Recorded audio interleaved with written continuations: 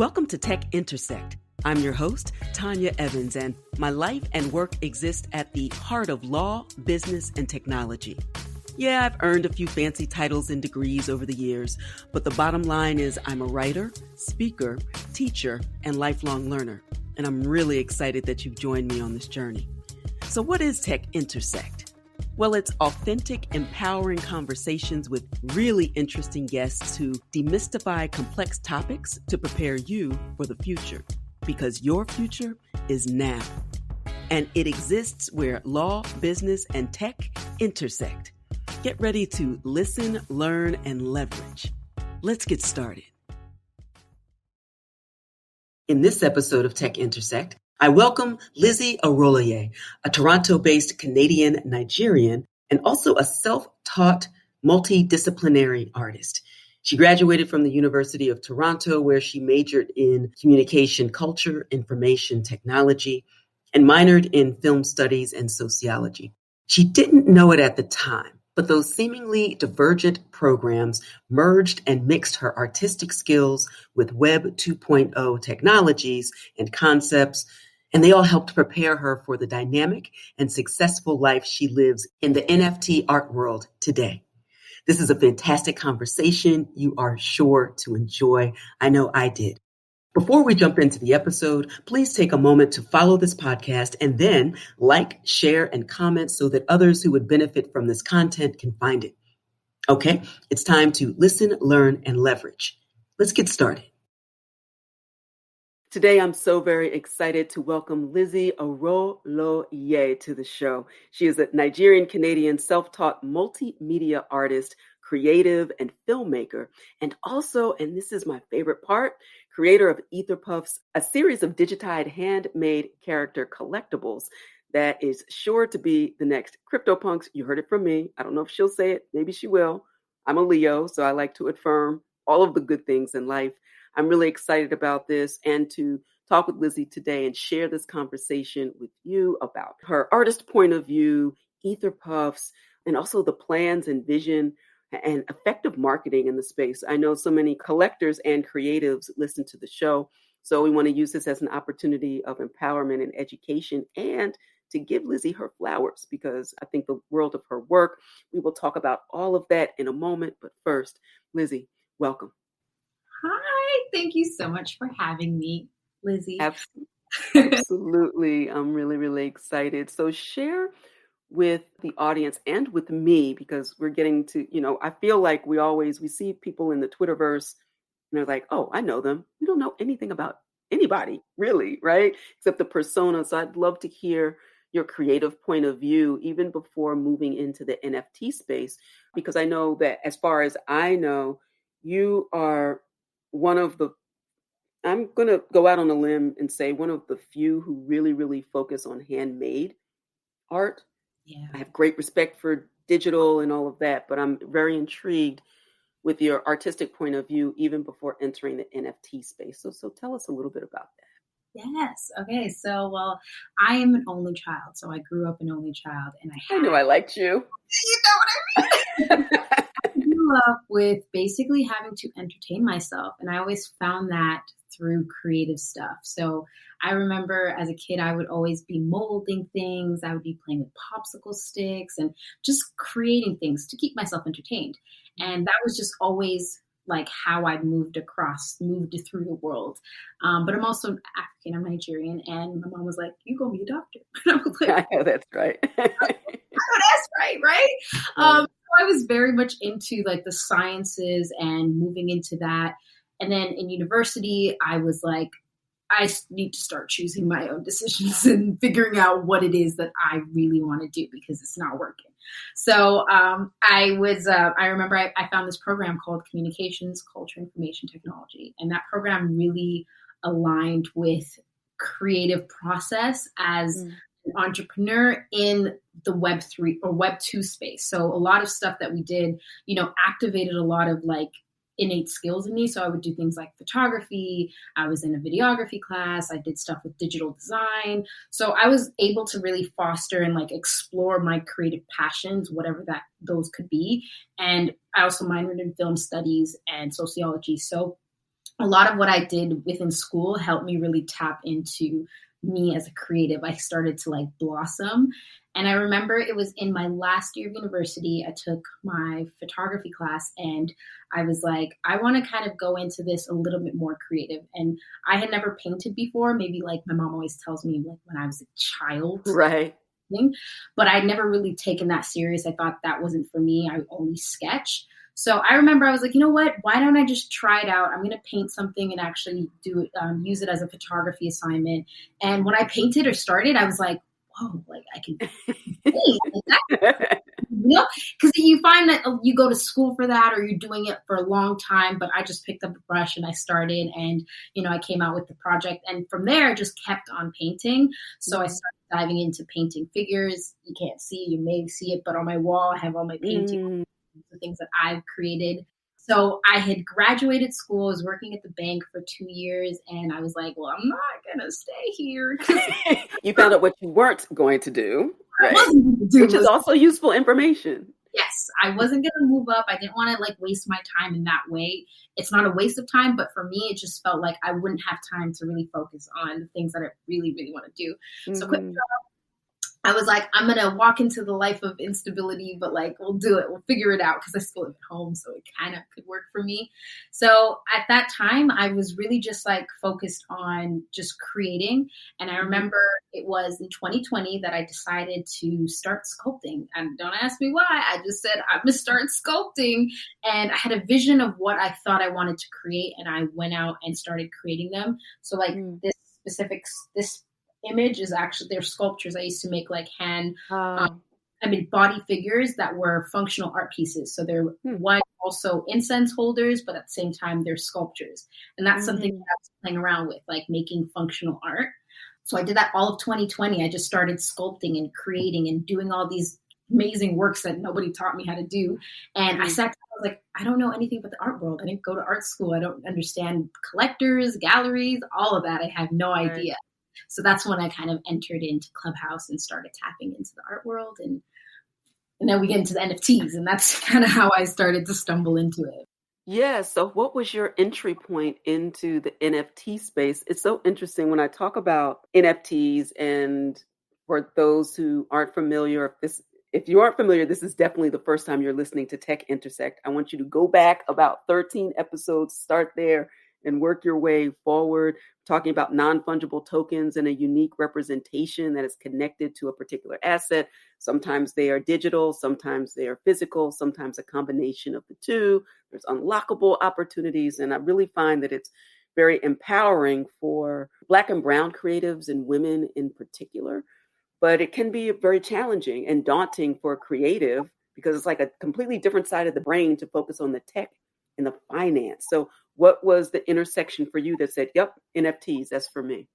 So I think for me, when I started going into Clubhouse rooms, it was very the IRL art world that I was and I remember it was back in February, I think Bitcoin and all certain cryptocurrencies that had their all-time high. And that's when a lot of the conversations started to flood Clubhouse, especially with NFTs. Right. Now, this is the first time I'd ever heard of NFTs, even though my program I started hearing about them. The art world didn't like them. And I was like, well, I'm on the outside. So I'm going down with that, whatever they say. I'm going to go see what they're talking about. So I sat into these rooms and it dawned on me that like my program really prepared me for this second phase of the internet. Because everything we talked about was Web 2.0. That's like the first class that we ever had was what is Web 2.0? All the other information. So when I sat in these rooms, I was like, wow, this is what my tuition was for. Got it. Cool.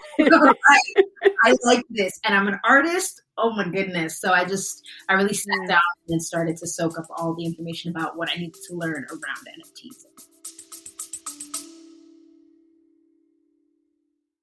You love listening to podcasts, but have you ever thought about starting your own podcast? Maybe you want to build a brand, grow your business, or are looking for an excuse to talk about your favorite hobby. Whatever your reason for making a podcast, Buzzsprout is the place to start. Since 2009, Buzzsprout has helped over 300,000 people launch their own podcasts. Buzzsprout walks you step by step through the whole process and will give you powerful tools to start, grow, and monetize your podcast. Ready to get started? Click the link in the show notes to get our free step-by-step guide to starting your podcast today. anything that's particularly daunting in the space as you think about transitioning? Well, it's not even necessarily a transition, I suppose, because you are always going to be an IRL physical artist choosing to digitize certain things.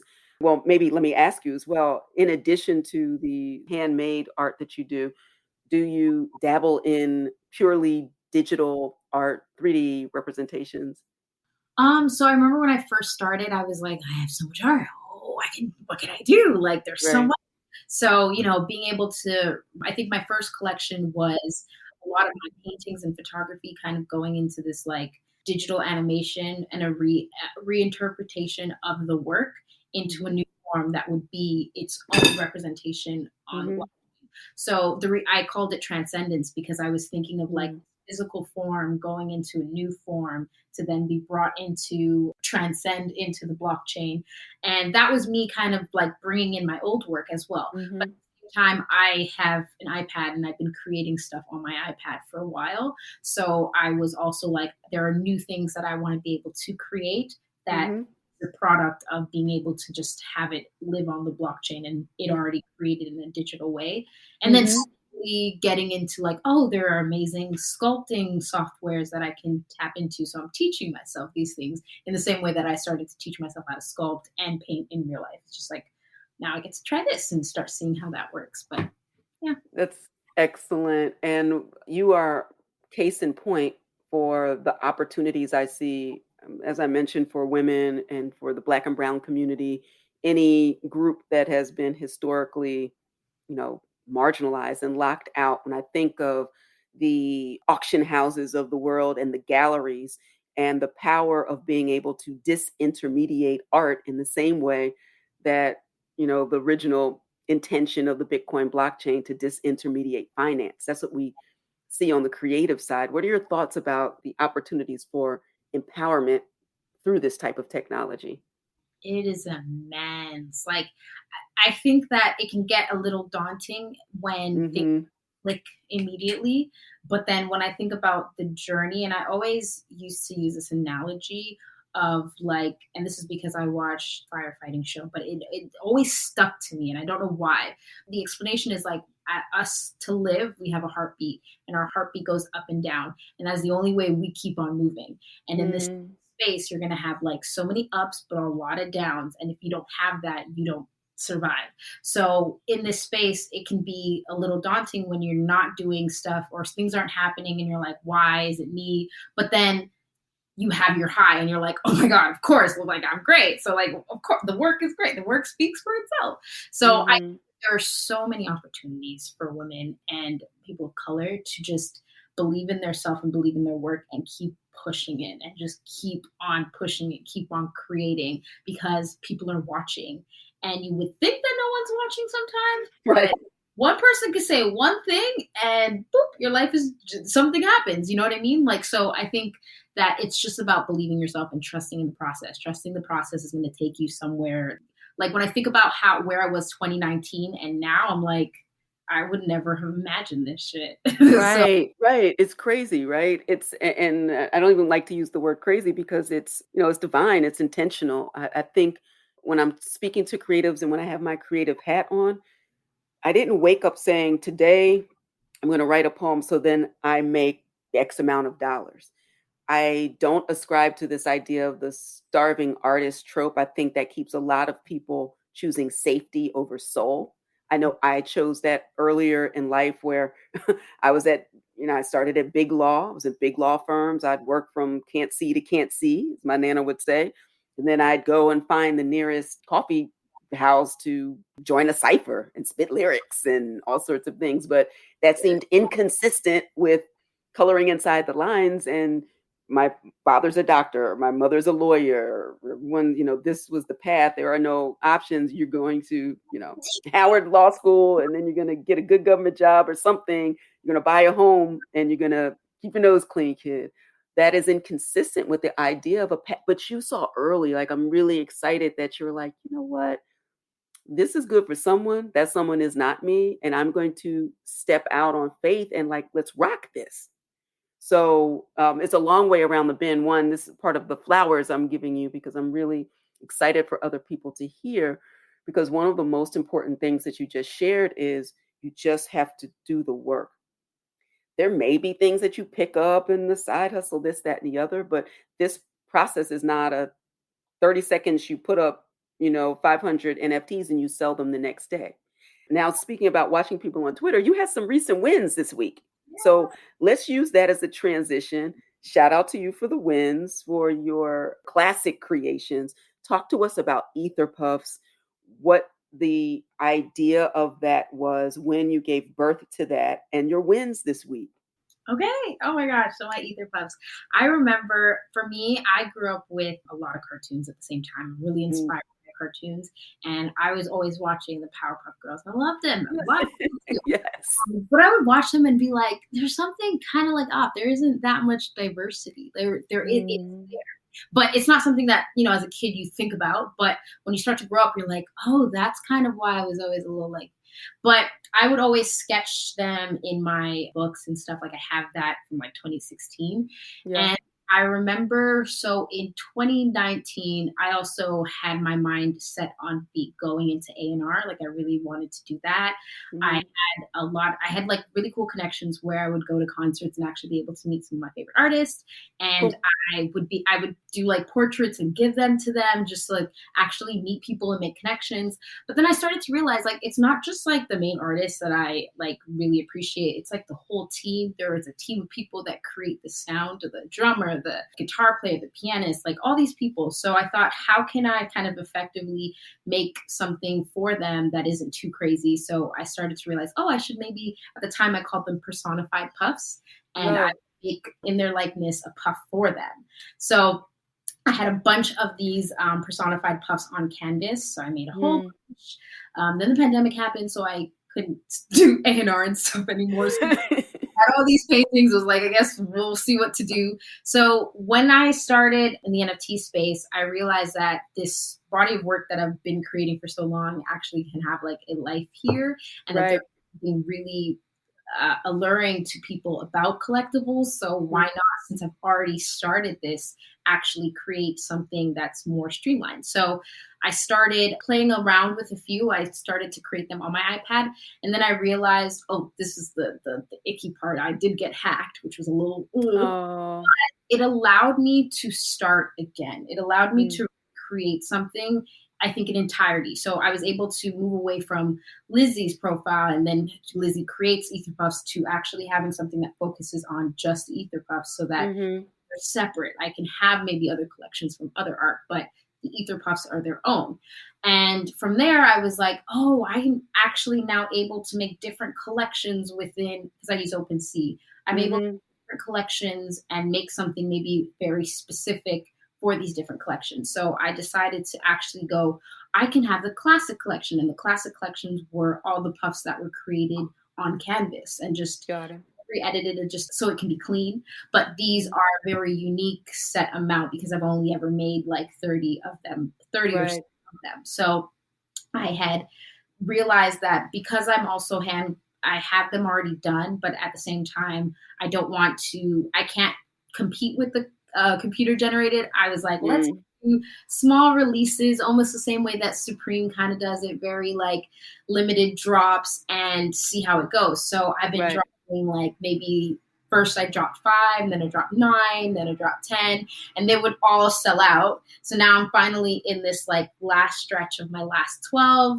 and been able to be like, okay, this is exciting. Like I'm creating something that's very rare, especially within the collection of Ether Puffs, that you own this. Maybe in future, there's going to be something really different for you because you own the very unique 20 or 30 classic collection. And playing around with different things to make it fun. I understand that there's like this interest in gamifying things and having some like form of rarity that makes it a little bit different for people to have like, I own this one. So yeah, that's how I've been able to differentiate all of the collections. I have another collection called the Galactic Puffs, which I'm going to be continuing on now that I finished the classic puffs, and different collections like the collab puffs, which is where I would do collabs with people, and then Nice. have that be a collection that maybe is more of an auction-based side. So just playing around with how I can just, make it fun, but also make it very unique for people who want to start collecting. We hope you're enjoying this edition of Tech Intersect. Our conversation will continue in a moment, but first, a word on an exciting opportunity. There's a more cost-effective and time-efficient way to reach your leading-edge learning and earning goals, to put you ahead of the stiff competition in this fast-paced, tech-driven economy. You need skills, credentials, and a fast track to a competitive advantage. You need it now more than ever, and I can help. The Advantage Evans method puts you ahead of the curve with condensed, comprehensive online courses, curated content to leverage your current skills and expertise, live coaching, networking opportunities, and more. Upcoming courses include From Cash to Crypto to help you buy your first Bitcoin, and there are 2 ways to get your advantage. Advantage Evans Encore gives you maximum experience for your total competitive advantage and access for 1 year. It includes a live welcome and modules on terminology, buying and selling, exchanges, mining, earning crypto, trading and investing, and also several of the legal issues you need to know in order to be safe and secure as you enter this space. That includes tax compliance, how to plan for a Bitcoin estate, and securities laws to make sure you avoid any legal unforced errors. Now, Advantage Core gives you the essentials. It's a short course to give you what you want and the support you need to buy your first crypto in as little as 3 weeks, with access to the information and replays for 3 months. And if you're not quite ready for your Advantage and want a sneak peek to try before you buy, then register for a free masterclass where I share my Crypto 101 success checklist and cover current hot topics in crypto. So there truly is something for everyone, including you, to get in on the fast track and learn and earn in the digital economy. Visit AdvantageEvans.com to get started. That's AdvantageEvans.com. And now, back to the conversation. That's exciting because, you've said so many things. I want to ask you why OpenSea specifically. I think it presents a lot of opportunities. I know a lot of people are minting on Foundation. There are a few, to the extent that Black creators can get on some of the others. This is not an episode to drag, but I have dragged in the past and I plan to in the future, but I'm not going to use your time for that. So I want to ask about OpenSea, but then also your decision-making process in putting something up for sale versus what you mentioned at the end about auction. So what's the artist meets business decisions for platform and also the method of delivery? Okay, so when it comes to platform, initially I had a Foundation profile, which was great. I mean, I spent money on listing and minting, which is like, and when you're in the start, sometimes you don't really know, like, oh, let's mint it now, but then it's like $200.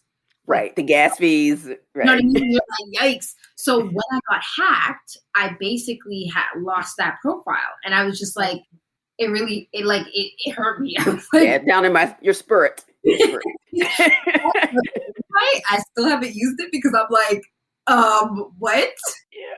When I did get hacked, I realized that the only platform, and I was using Zora as well as Foundation, and I had sold on Zora, but I hadn't sold yet on Foundation. And I realized that the only site that you can actually go into your collection to change the secondary wallet address was OpenSea.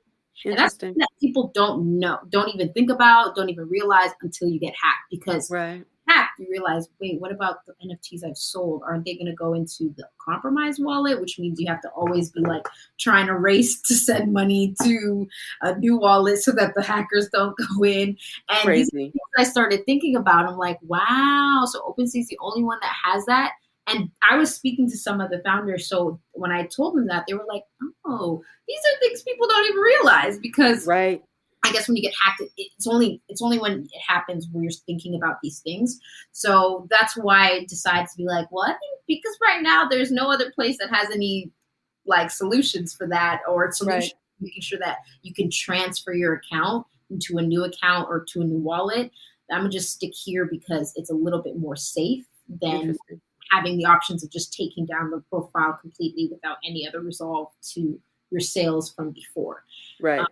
And then when it comes to the decision of selling and the way I structured it, I started off, I remember when I first started, it was really hilarious. I had this vision that I'm like, okay, I'm going to have in one ether puff, I'm going to have a still version, an animation without sound, and an animation with sound. Mm-hmm. And in my thinking, I was like, well, what I can do is I can make the still image a little bit lower so that it's accessible, and then start ranking up the price in the animation. But this is initially when I didn't even have a community. So like asking someone to pay 1 ETH for something is like, wait, what? It's a commitment.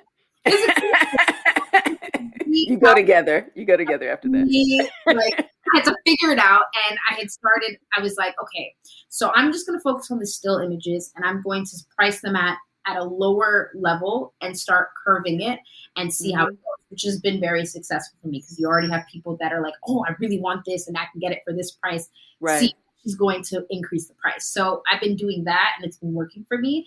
But when I think about collaborations and working with someone else and having their likeness in the work, I'm like, well, if I do a auction, I could put it at the price. I would double it from the normal price that I would do, just so that it's we both get the same amount that I would normally get. But if the fact that we're both collaborating and we do some form of marketing, like, hey, 2 people, then we have the opportunity of kind of jacking up the price depending on what kind of engagement we have with that specific piece. So that's kind of why I was like, for collaborations in that specific collection, I would actually try to do an auction rather than a set price. If you're an engineer or a scientist, you love Formula One, you love cycling, you love learning about how new technologies are changing the world around us, then I thought you may want to listen into my new podcast, the Neil Ashton Podcast. We talk to leading engineers and scientists from around the world, hear about their life stories, hear about new technologies, and hopefully educate you and give you a better sense of how key things like machine learning, artificial intelligence, supercomputing are changing the world around us. If that sounds like it's something you might like, you should come and have a listen. I think that's really wise. And you mentioned, it's the final thing that I wanted to talk to you about, cultivating your community. There's so many folks who get in their green, or I see them like tagging as many people as they can fit into crypto Twitter to get the attention. It's just a new form of spam, in my humble estimation. It's lazy, and it suggests a bit of desperation that is inconsistent with believing authentically and trusting the process and trusting your art, trusting yourself. Perhaps it's a mindset shift. And I'm wondering your thoughts about effective marketing. You're one of the best at it. I'm watching from afar. I think Shay, the surrealist, she's amazing at it. Swopes, like, there's some serious power-packed women in the space. And because you do it so well, I'm hoping that you can help other artists coming into the space. What's some of the tips that you would give in building community? Yes, that's something that I had to speak with somebody, because I was like, you can't be tagging me like this. This is too much. It's too much. Especially if you're going to do that for every little poke. No, they can't do that. I think it's really important that realizing when you're doing too much and when you're actually offering people the chance to be like, well, because of the maybe algorithm, you might not see it, but hey, absolutely, something that you might have missed. But there is a difference between every time you post, you tag 20 people, same people. That's doing too much. And I think that brings like resentment. Like, people will get resentment towards the fact that they followed you, because they're like, well, I supported you, but now all of a sudden you're abusing that support and you're going at it. So I think what's something that's really important is actually like connecting with people that really actually appreciate you and your work. I think in the beginning when I started, I had only like 400 followers on Twitter. And I know that Nifty Table, he's really great at like crunching numbers and all these different things. I appreciate everything he puts out there, because I wouldn't do it, but I love reading what he does. He also talks about how Twitter is the most important space. So when I started, I only had 400 followers. And I realized that Twitter, our Clubhouse, was a really big funnel for like bringing people in and connecting to you on Twitter. So when I would speak a lot, I was growing a lot on Twitter. And at the same time, I started to really look at other people and how they were like promoting their work when they were dropping things on Twitter. And I noticed a few things that, are very consistent to why people are like, oh, I really like what's going on here. I want to. So one of the biggest things I realized is that, some people don't have banners, and it's like, I think you definitely should have a banner, and should have a banner that is associated to either the work you're dropping, or B, to the brand and the kind of aesthetic that you are always either dropping in your work. Always better to do it within drops, but if that's not something that you want to do, it's really good to like hone it into your brand. And then a description that is clear and concise, that tells people who you are, what you do, without all too much words, because people don't want to be spending too much time like trying to decipher. Right. And then having a link in your bio that directs people to either your website that has a breakdown of maybe more info about who you are, and then all the different types of work that you do. I used to have a link tree, but I realized that it was a little too, because I do so many things, I think it overwhelms the link tree. So I needed to focus on making my website the link tree again. Nice. When people land on your homepage, you get a good intro to you, and then all the different things that they can find that you do, which is the same as a link tree, but just a little bit more organized. And I think that if you do have a link tree, you can't bombard people with links and a lot of words on your links. It defeats the purpose, right? You know what I mean? Somebody had done a drop, and I remember, let me go check, and I realized that there were so many words, and I was like, I don't even know which one to click. I'm sorry, I'm overwhelmed. I can't. And that's sad, because that conversion rate to people getting there is stopped right before they even get there. You don't want that. Right. It's easy to just be like, first link, my website, new drop, this and that. And then, but like when you have too many words, too much. One of the biggest things too is that your pinned tweet, which is something that I think is really, really important, should always correlate to either a message that you're really trying to put out there and work. Because if people are clicking onto you from random places, or they're just like, they happen to stumble on you, you want to direct them to the work that you either just dropped, or at least so that they can, whenever they do see your tweet, because of the algorithm, they are actually, oh, that's the work that they just dropped. Let me tap in. And the pin tweet is so important to be organized well. I know that a good explanation of what exactly is going on in your drop is really important. There really never is a need to bombard hashtags either, but there are like those three main that you could if you wanted to: NFT community, NFT, but like leave it at that without having NFT. It'll just ruin the visual experience. And then I think one of the most important thing is that when you add the link to your work, which is always important, you always have to add the link into your tweet to make sure to remove the derived image from the link, which is what in Twitter will populate before when you add the link. And I think it's important because what the Twitter derived image is always cut off. So when you have image, you might just have only like the head or whatever. And people are going to, before they click the link, look at the work on Twitter. So I think it's important to have the full image. And because Twitter is updated and doesn't cut or crop images anymore, you just bring out the image or video from your camera roll. And also, if people are quote tweeting you and you only have the link derived image, it will not show up in their quote tweet.